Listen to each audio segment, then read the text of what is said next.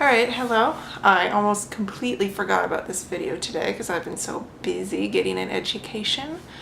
And I'm going to try to do this in as few cuts this week as possible, partially because I don't have a whole lot of time right now, and partially because I did it in about 20 last week, which is probably about 19 too many at least.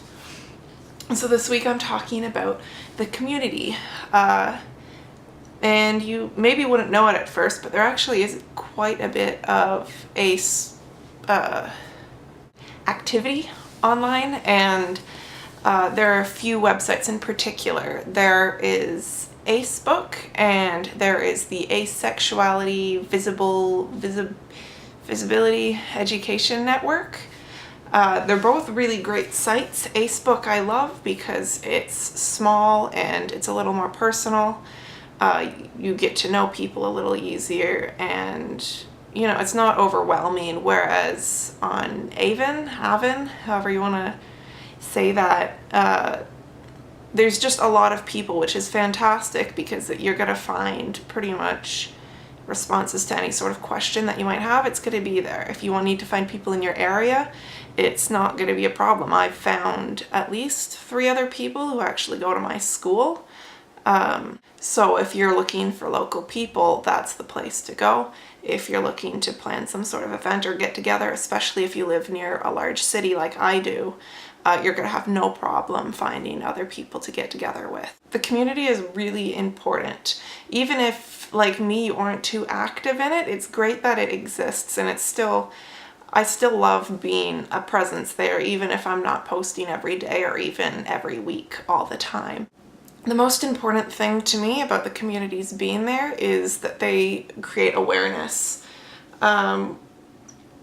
Because these communities exist not only on asexual websites, but if you go onto Tumblr, if you go onto DeviantArt is actually where I found out about asexuality. And you know, people on these sort of websites tend to be a little abrasive, but you're going to find that no matter where you go. Even with Acebook and Avon, like there are plenty of reasons to have to take a couple weeks away from the forums, just as it would be with any forum online. Back to what I was talking about before, which was the importance of these communities. And I'll focus specifically on Tumblr. I don't even follow any asexual blogs on Tumblr, but I'm still running into asexual-based posts and images all the time.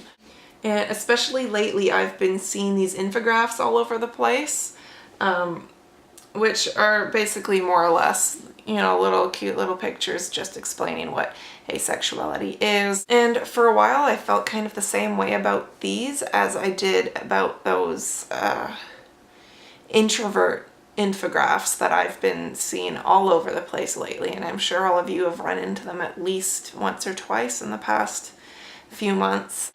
They treat introverts as if they're some sort of weird mythical creature that need explaining, and that's pretty much how I felt about the asexual illustrations for quite a while. But the more I began to think about it, the less I thought about them as completely unnecessary.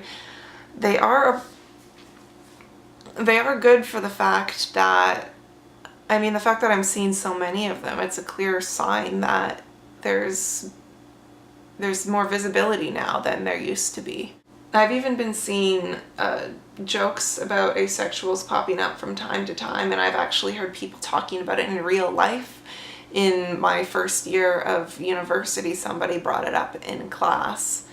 And, well, unfortunately, the teacher, it was a psychology class. We're talking about Freud's theories, where young boys are in love with their mothers, supposedly, and young girls are in love with their fathers. And somebody brought up, well, what about asexuals? And unfortunately, the teacher said, oh, well, asexuals just have something wrong with them. I'm not sure if she understood what asexuality was, but the student clearly did. And it's come up multiple times in class since then. I don't have a whole lot else to talk about this week, I guess, but I will be linking you to the 2 websites that I mentioned here. check them out. And I'm just gonna check out what I'm talking about next week. Alright, so in a couple weeks I'm going to be talking to you about romantic relationships, which is going to be either very interesting or very, very boring. I'll expand on that next week. So short video this week, but I hope I'll have a little more prepared for you in a couple weeks. Until then.